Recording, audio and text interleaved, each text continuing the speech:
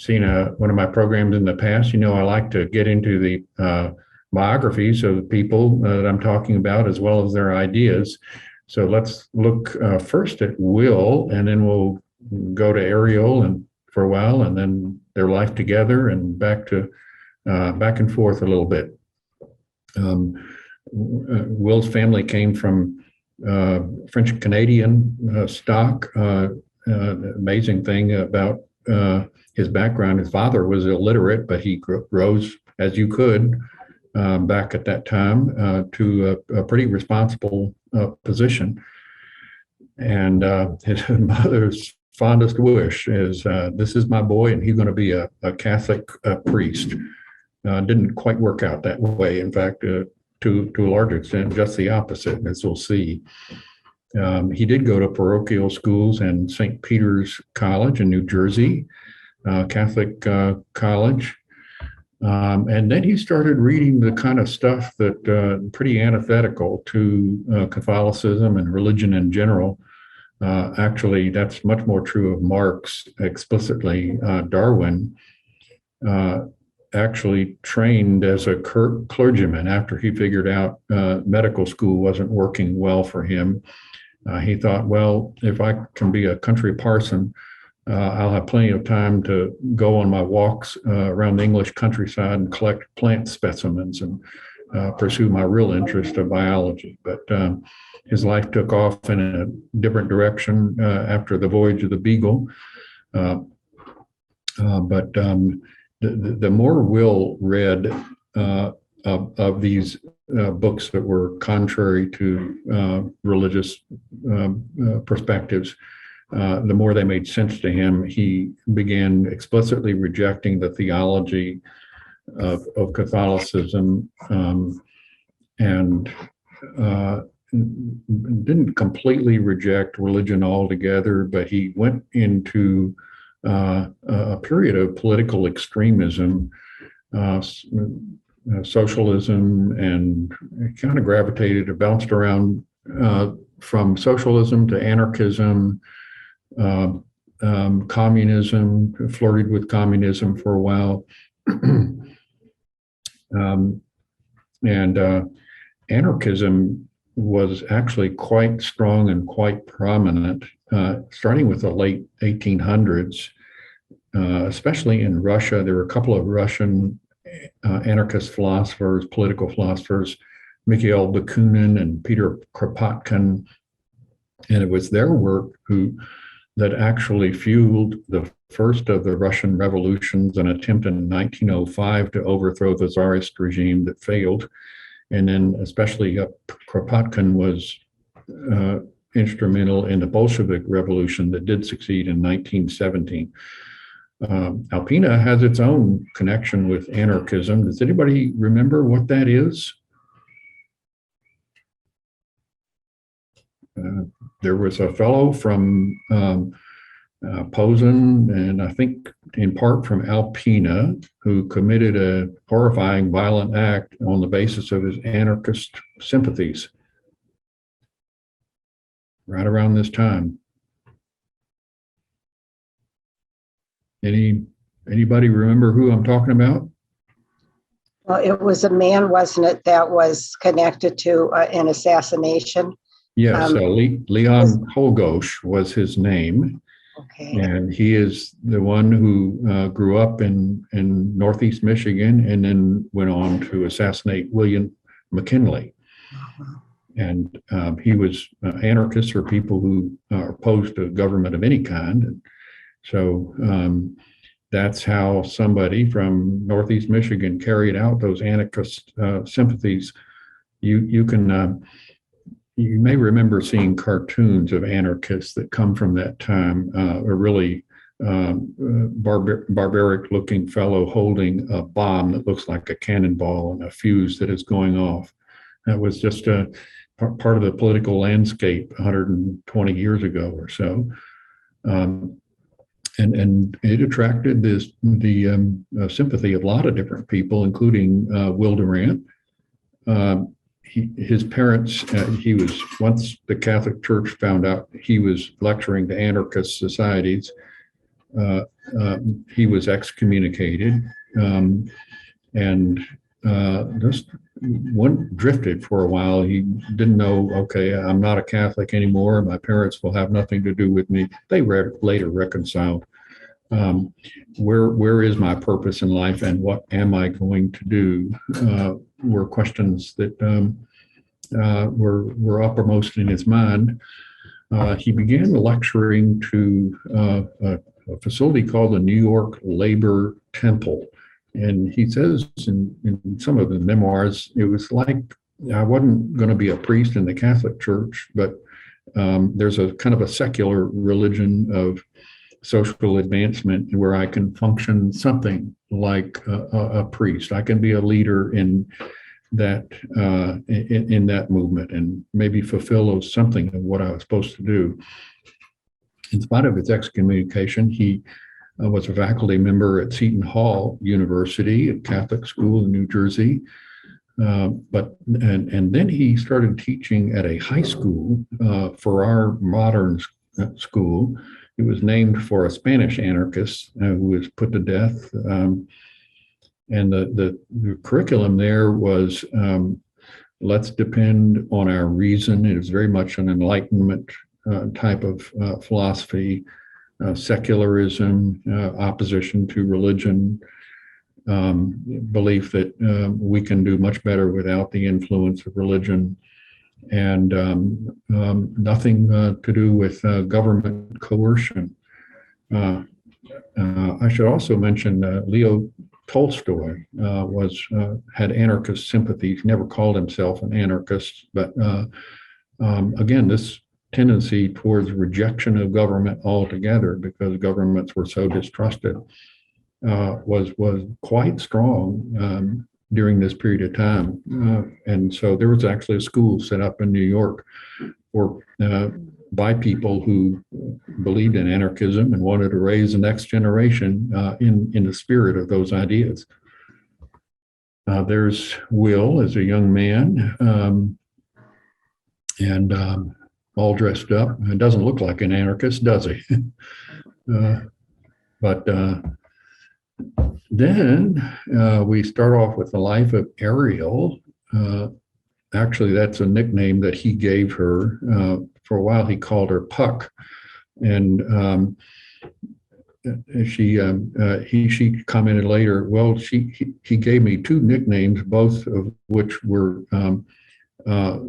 names for male characters in Shakespeare plays. I didn't appreciate that very much, but she was born in Russia, 1898, Jewish heritage.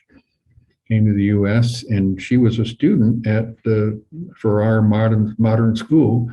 And she writes in her memoirs, the first day that Will appeared, she had no use for him whatsoever. He was repellent to her, but eventually they hit it off. I think that Will called Ariel in to help her settle down some of the other students who were misbehaving, and she felt honored by that commission and carried it out. And that's what really started the romance. And this is a great story. They got married at 15, and she was living at her home in Harlem, and got on her roller skates and went down to the city hall to get married to Will. He's, let's see, about 15 years or more older than she is. Student-teacher romance that ended up in a very strong marriage. There Ariel is as a young woman. And there you see the couple together. By the way, most of you know I'm happy to entertain questions and comments as we go along. So if you have something to say or question to ask, please speak up. Maybe the best thing would be to use the chat so that, and then whoever's running the show, Marlene or Judy, could tell me about a question that's coming in on the chat. Let me suggest we do it that way. Any questions or comments thus far?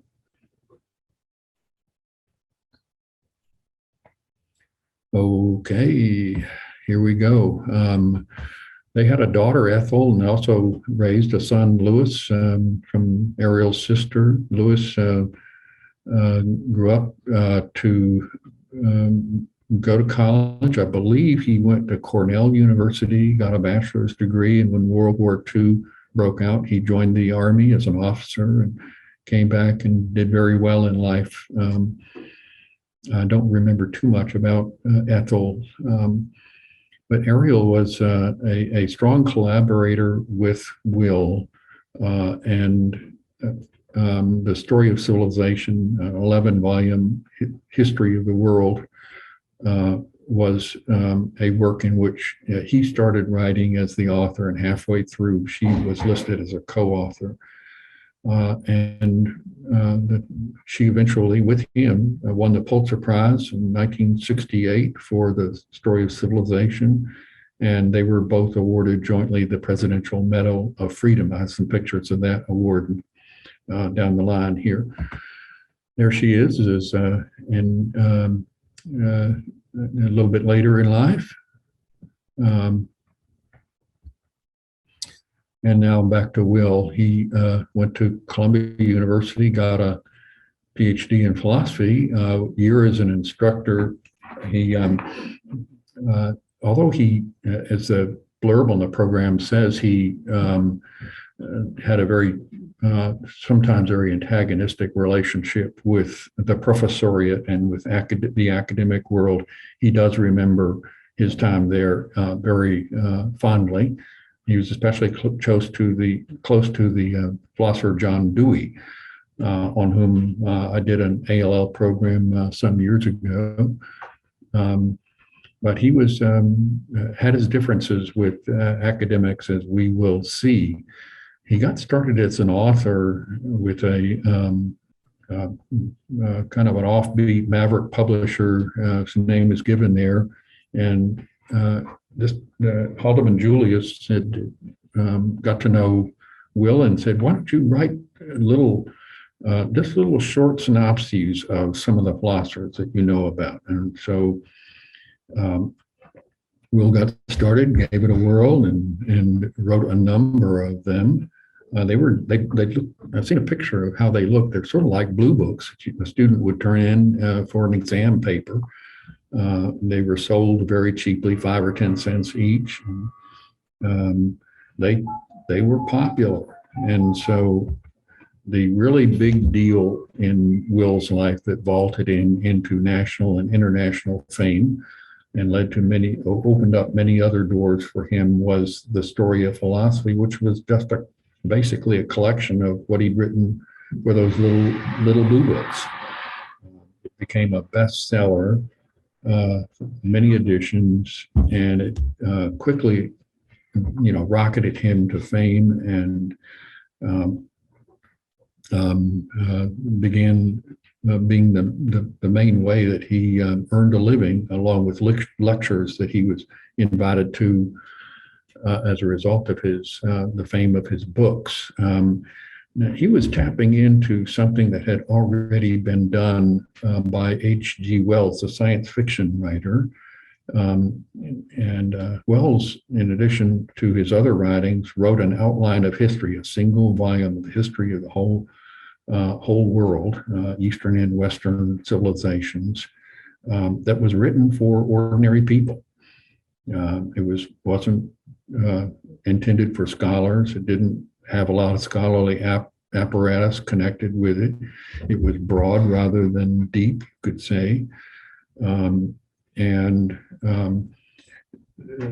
Durant got the idea, hey, there's a big need for people who didn't go to college. Most people didn't at that time. Maybe didn't even graduate from high school.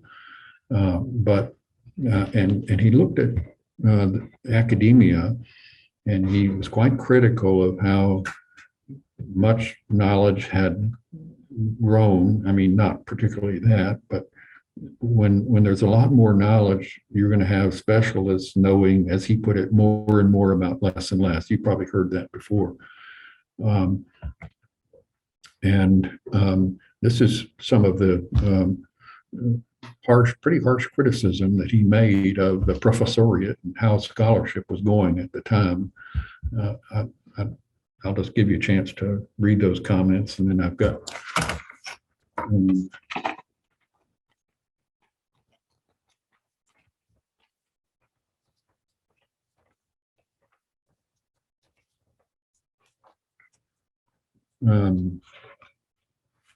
got something else to read you that's not on a slide.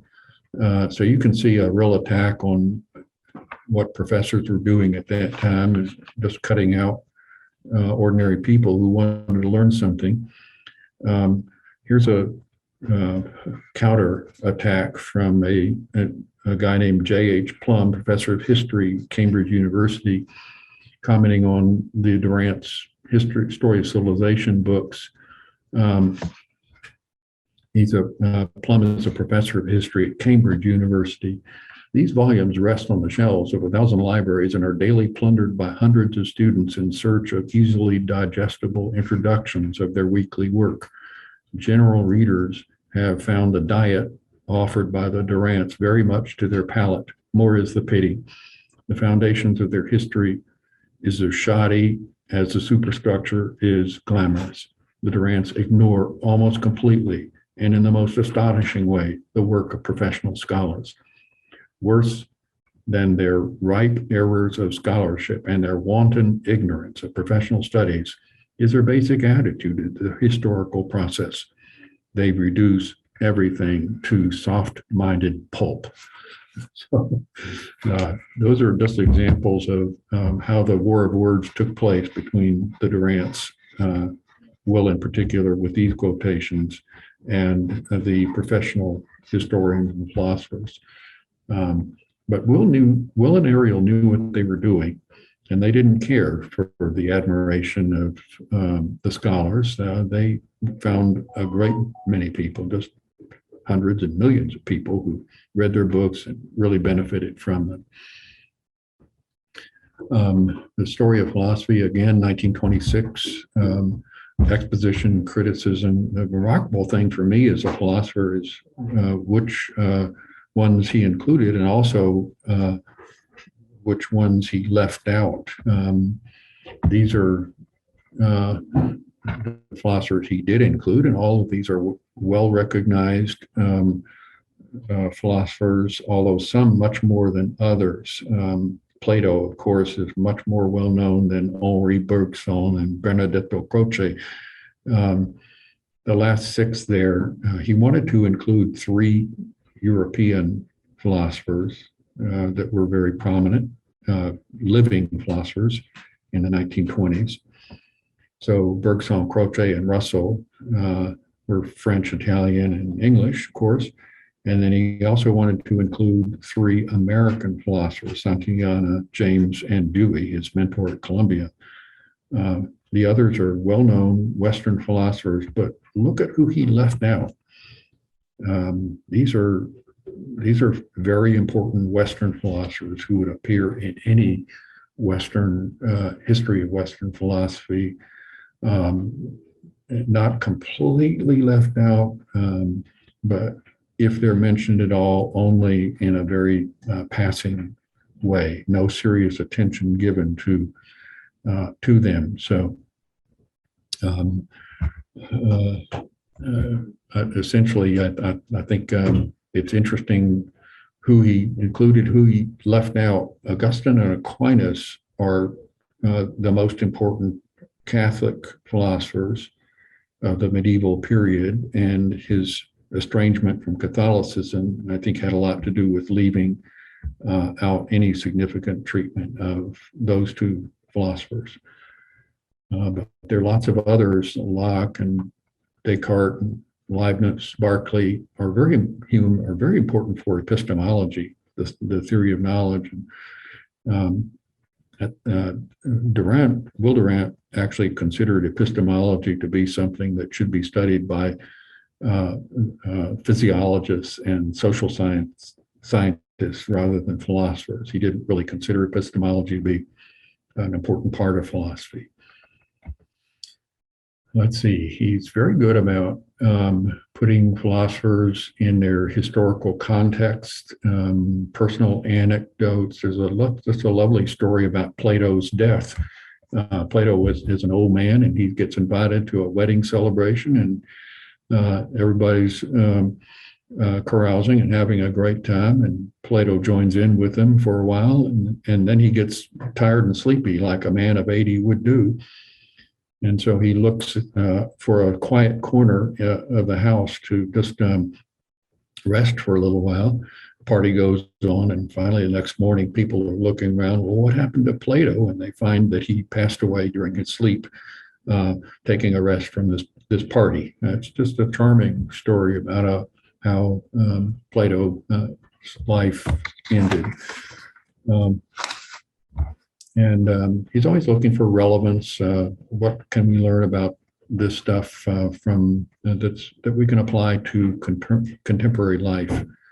And mainly that has to do with support for what he sees as an increasing amount of movement that he considers beneficial away from religion and towards humanism and secularism and liberty and thinking for oneself and that sort of thing. He's very critical of how the history of the church and the church authorities abusing their power, how obscure. He basically looks at a lot of theology as very, very clever machinations done by very smart people that wouldn't really convince anybody, and does more to raise doubts about religion than to create openings and support for religion. The last bullet there, you can see he's moving away. Kind of interesting to see, moving away from communism and extreme political ideologies. Eventually, the Durants became quite wealthy, and the more wealth they acquired, the less they were interested in anarchism and communism and even socialism. There's some interesting comments about America and philosophy at the end of this story of philosophy too. A lot of people at the third bullet there complain about how focused on material success Americans are compared to the highly cultured environments of Europe. The second bullet says, well, we're basically like teenagers compared to our mature European parents, and we're breaking away, but we're not quite there yet. But the last bullet, he says, it took England 800 years to get from essentially barbarism to Shakespeare. And America's only 200 years old, and we're quite ready to have first-class art, literature, philosophy, all those adornments of culture. So we rocketed forward to readiness for cultural excellence a lot faster than Europe did. These are the titles and the years of publication of the 11 volumes of the Story of Civilization. I remember reading a lot of these when they were offered by the Book of the Month Club as a free set of books you could get if you signed up for it. Did anybody else join the Book of the Month Club when it was so popular? My mother belonged to it, Olin. Yeah. It was, I would say it probably was in its heyday in the 50s and 60s and 70s. There's going to be more on that later.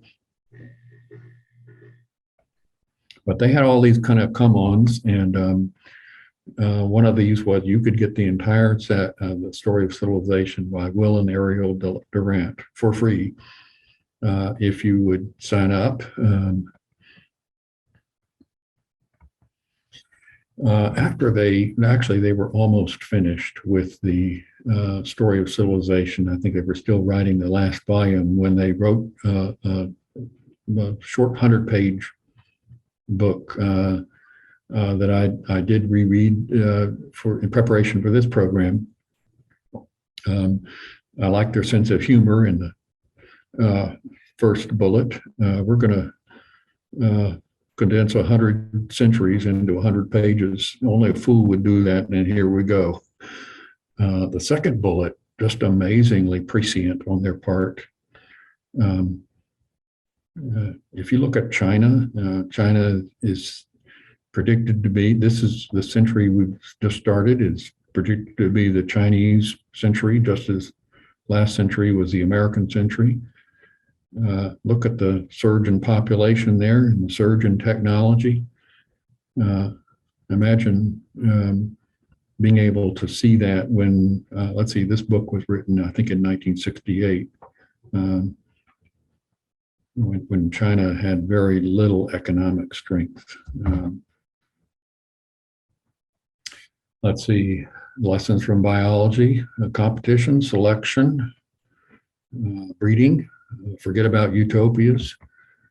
Human nature is the same throughout history. The tension between the old and the young, it's mutually beneficial in a way. You know a little bit about history, you'll see how different the codes of ethics are from one culture to another. But if you know more, the universality of certain themes is more apparent to you. Like a little knowledge is a dangerous thing. His comments on, even though he never became religious and always had a lot of dislike for religion, he expresses this kind of respect for it.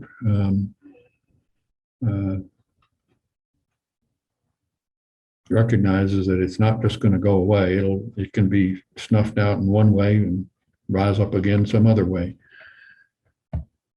The profit motive can't be dismissed. Now, these are former socialists and anarchists and communists. The second bullet, the balance between capitalism and socialism, the tension between them. Revolutions are, I guess you could say, efforts to speed up what's going to happen anyway. Again, it's a debatable conclusion, but that's what they thought. Democracy, it sort of reminds you of Churchill's statement, democracy, a terrible form of government, but the only thing is everything else is a whole lot worse. Second bullet, only a few years of no war in recorded history. The rise and fall of civilizations. Well, Greek civilization is not really dead because we still study the Greeks. We appreciate them and their influence is still felt. Progress. He says you could take any position based on what you could select from history as supporting evidence. It depends on what progress means. If you mean increasing in happiness, no way. He says modern people do as much fretting and go through as much angst and worry and frustration as anybody did back in the ancient periods. But the third bullet, we do control our environment more, and education is a much more powerful force for transmitting civilization than it used to be. So depends on what you mean by progress. We're not any happier. Let me pause there. Any reaction to those comments? We haven't had any in the chat room. Okay. All right. Well, be glad to handle any comments as we go along. Again, there he is as a distinguished person later in life. And in 1977, they produced a book that was they called a dual autobiography, and it alternates between passages written by Will and passages written by Ariel. Family life, too much information at times as they get into details that you kind of wish they'd left out. At least that was my response. How they rose to wealth and international fame. They rose to the point where they had audiences with presidents and even friendships, both Democrat and Republican. They had a particularly strong affection and respect for Herbert Hoover, and because he read their books and took them seriously and complimented them. Other presidents, well, maybe not, but in spite of the criticism that Hoover took with the stock market crash and the depression coming on, they had a strong appreciation for him. There's a story of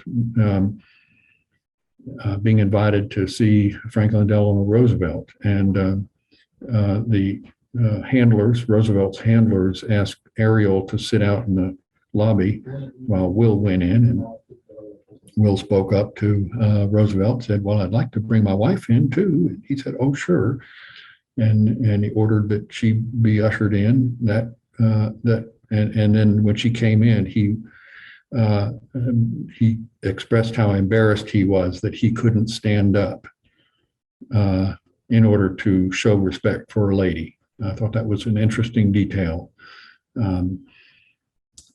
Hollywood stars, they were rather close to Charlie Chaplin, Douglas Fairbanks Jr., and many elites in the business world who set up invitations for them to go on speaking.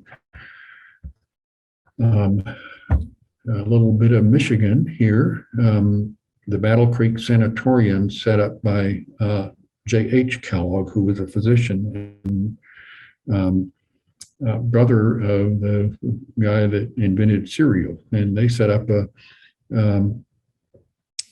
actually a health care facility in Battle Creek that was centered around principles of the vegetarian diet.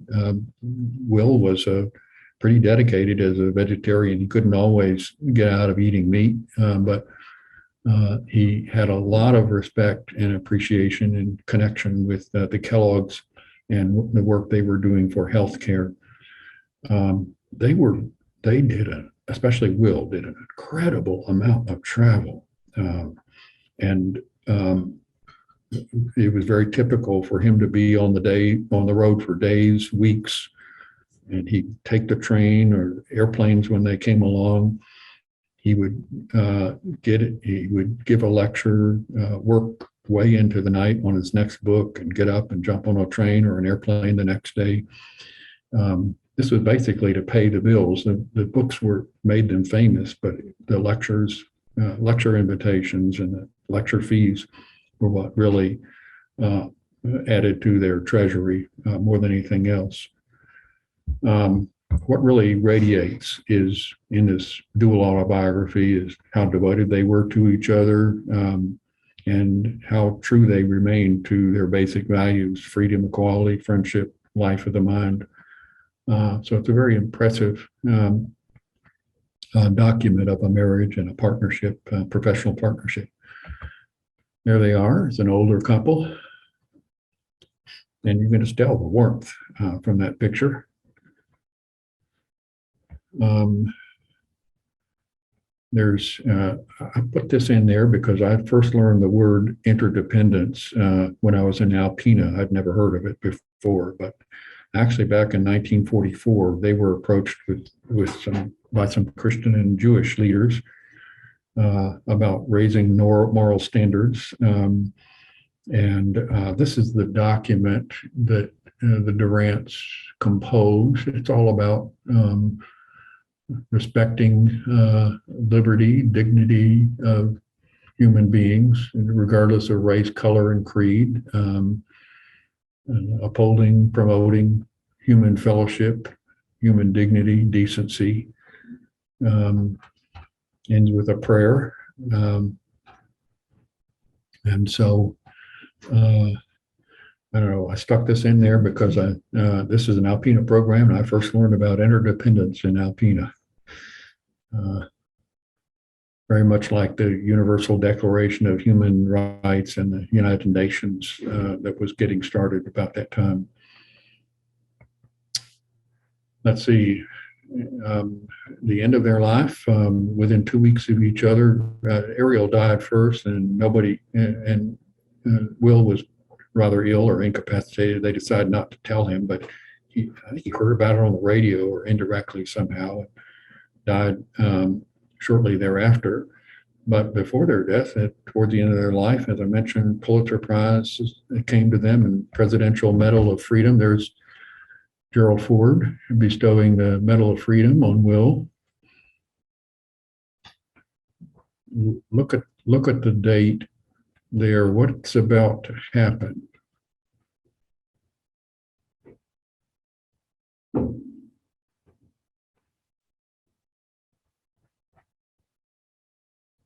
Anybody remember? January 10th, 1977? That was the end of his term, wasn't it, as president?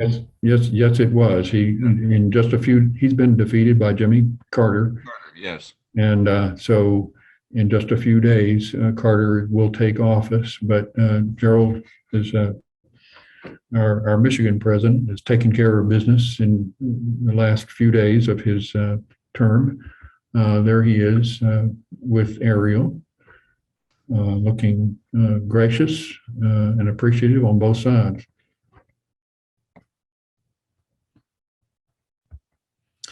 Okay, in the blurb for this program, there's something about middlebrow culture. And I read a book, the book that's listed here, that describes how this trend develops. Anybody remember what phrenology is back in the 1800s?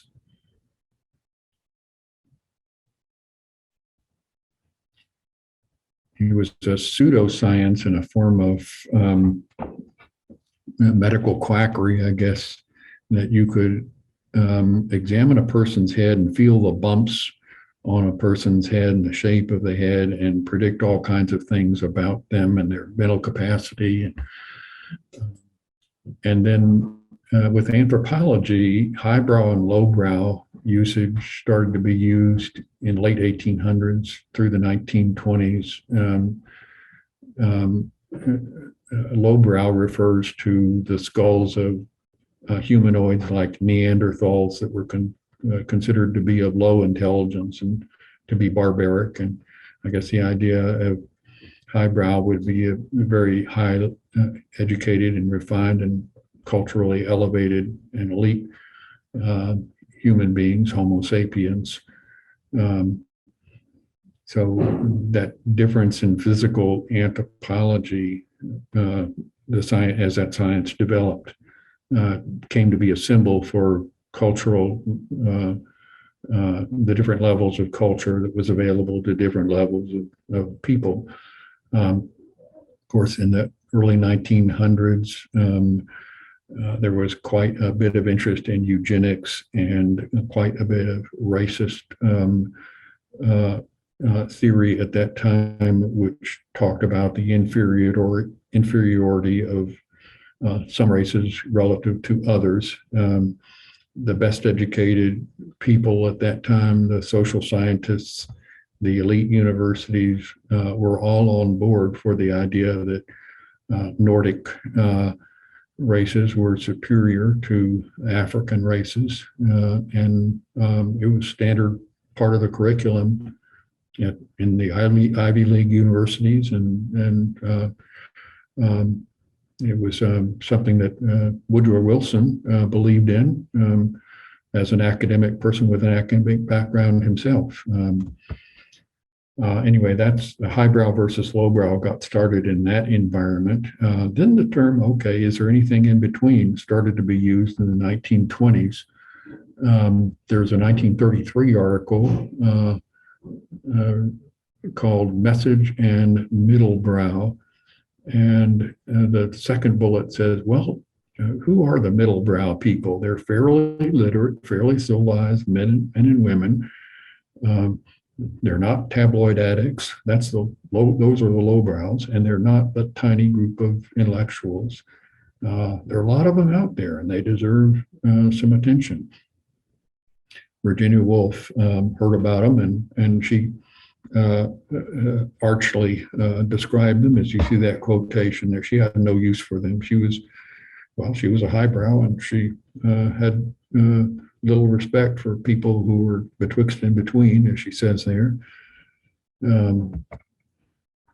The book, Middlebrow and Message, has a purpose stated by the author, redressing the disregard and oversimplification, talking about the fate of so-called genteel tradition in modern America. I'll get to that in the next slide. And also how the middlebrow culture led to the formation of a literary canon. But here's an attempt at humor on my part, I guess. This is what people meant by genteel at the time. In the spirit of tennis anyone, feeling genteel anyone, genteel people had these characteristics. And this is relevant to the Durants because the Durants did so much to fulfill the aspirations of those who fell into this genteel category.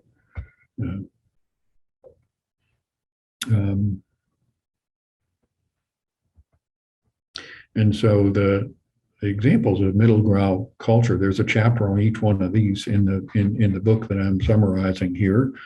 The New York Herald Tribune started a book review section that was very different from the New York Times book review, which is definitely highbrow and elitist.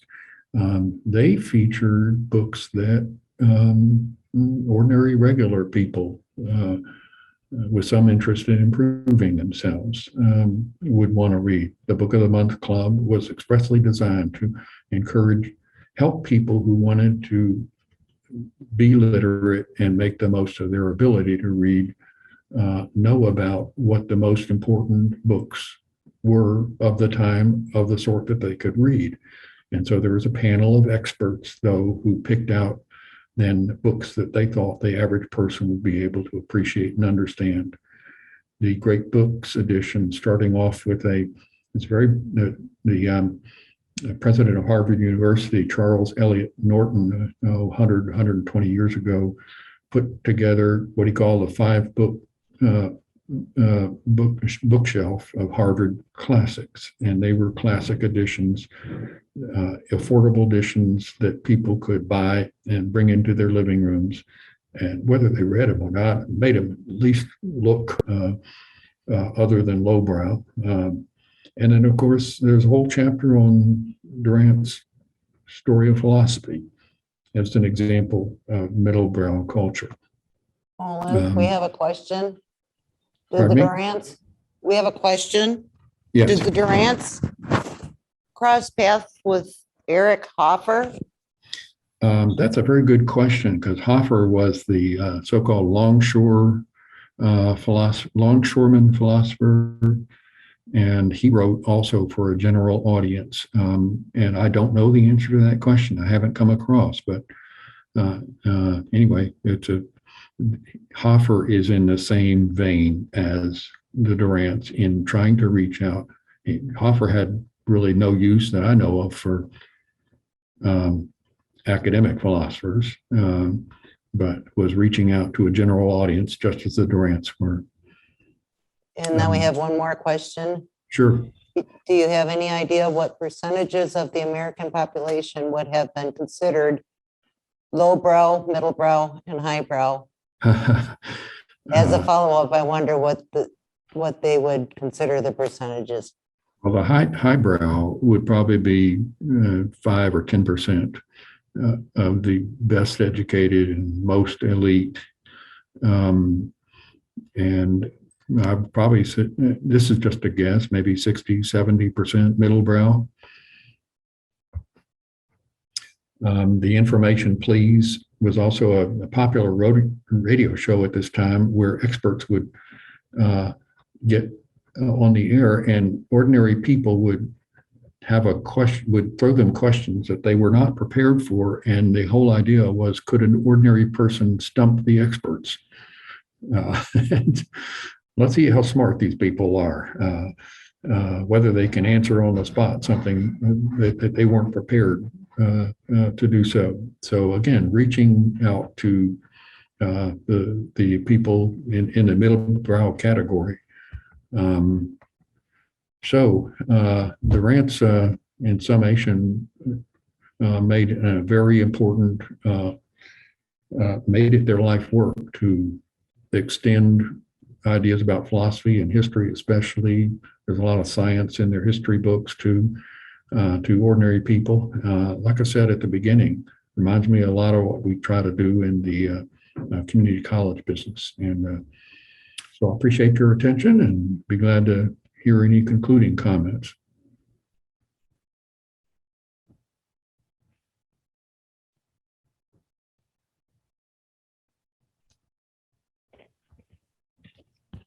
If we don't have any further questions. Oh, I thank have you. one. Oh, okay. This is Go ahead. So I'm wondering, what do you think or want us to take away from this presentation? What should I think about? I think the big lesson here is not to underestimate the ability of ordinary people to learn, and the curiosity and desire to learn that is way beyond what we consider to be the halls, the groves of academe, the halls of the elite university. The Durant's succeeded in proving there was a big appetite for learning that extended maybe not all the way through the population, but much, much more broadly than most people took for granted. So I think demonstrating that there was that appetite and there was that ability to learn in such a broad way would be the big takeaway. How's that sound? That's good. Thanks. You're welcome. And also, I don't know who was just speaking, but if Carrie wants to know if we could choose to read one of their books, which one would you recommend? You might start out with either the Lessons of History or the dual Autobiography. And then, of course, being a philosopher, I'd recommend the next one being The Story of Philosophy.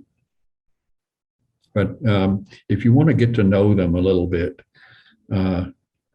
those two, the dual Autobiography or the Lessons of History, would probably be a good general way to open up and then focus in on the philosophy stuff.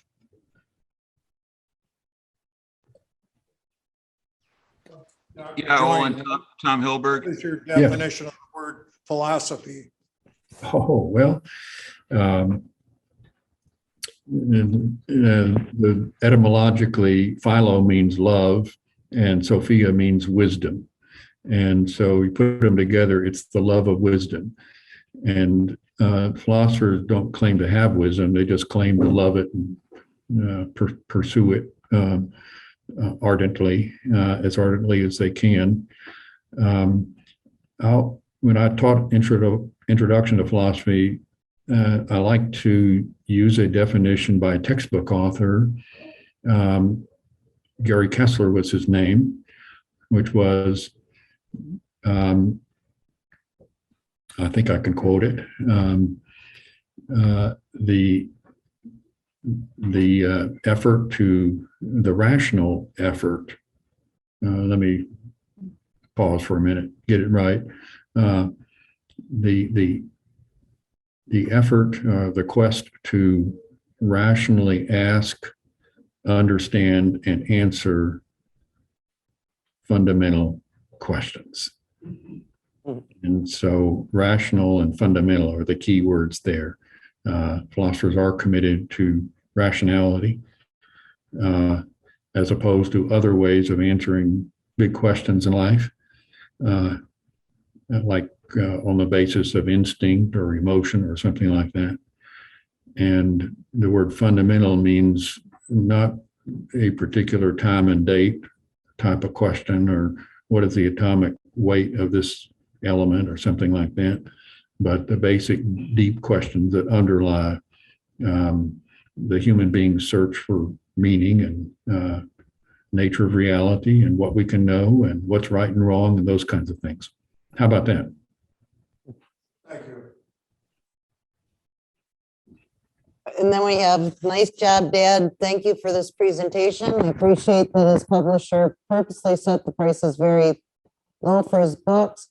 It probably made a big difference in the ability of people to consume the little blue books.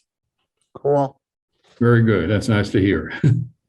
Olin, Tom Hilberg, I just think that we're so fortunate, this group we have all, because there is so many talented and intelligent people, and with the diverse experiences that we're taking advantage of, learning about their life. And, I guess 20 years ago, I wouldn't have thought this was all that important, but now as I age, I'm really thinking, well, maybe I'll never get to do that. So it's nice to hear somebody else's speak of it. And this is 20 years ago, I wouldn't have listened to you, but this was very interesting. Thank you, Olin.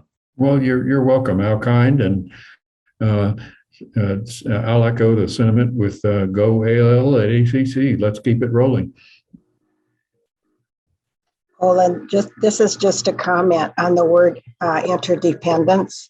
And I wonder if part of that word that you learned in Alpena came from the churches that got together, kind of an ecumenical movement. But they also brought in, I think it was congregational, brought in a Jewish rabbi and a man, and I believe it was a Protestant minister. And so the people that belonged to those groups were learning about the interdependence of people on others, not just religious, but in all phases of our life. Well, that's a really good guess. That's Carrie, isn't it? Yes. Yeah. And no doubt interdependence, or the concepts in it, are very important to the church collaboration that you mentioned.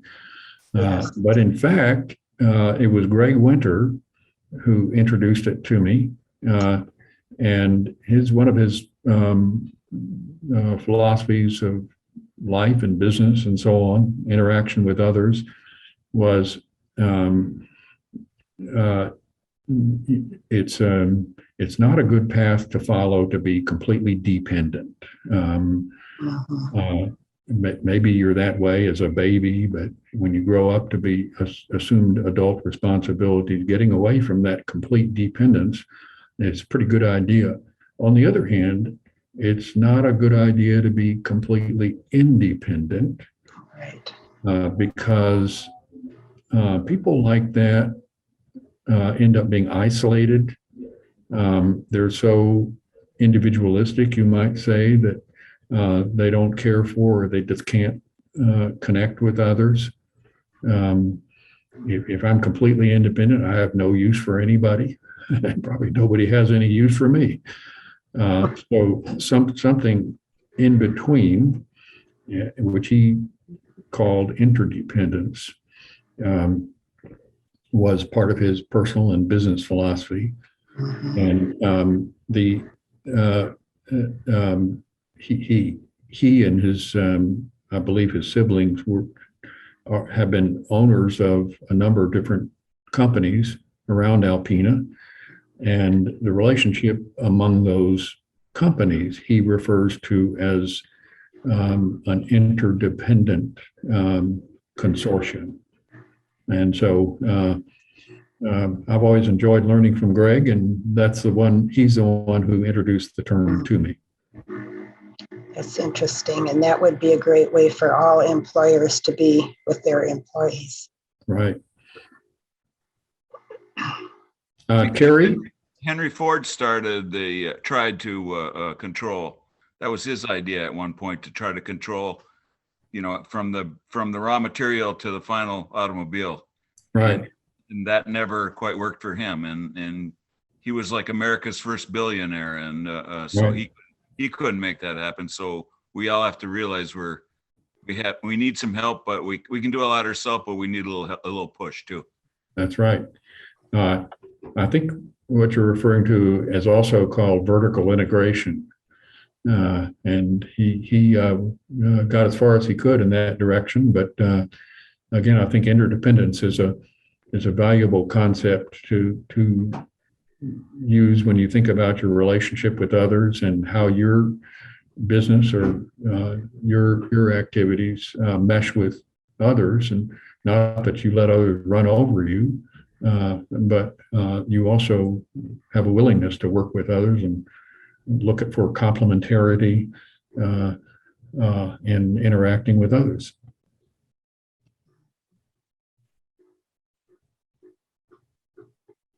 More Okay. questions? If not, thank you, Olin, You're for welcome. a wonderful presentation. It sounds like everybody was listening. They had a lot of good questions. And we Yes. do hope you come back again and do another presentation for us, because we certainly do enjoy them. So Well, thank thank you. you again You're very welcome. much. Let me tell you what's next. Remember that one on immigration I did in December, the economic and fiscal aspects of it, and I got requested to do a sequel to it on the social and Very good. cultural, racial, religious identity, criminal, medical topics. So that's in the works, and when it's ready, I'll let you know. Oh, we're going to look forward to that. Thank you again. You're welcome. Bye-bye. Bye. Very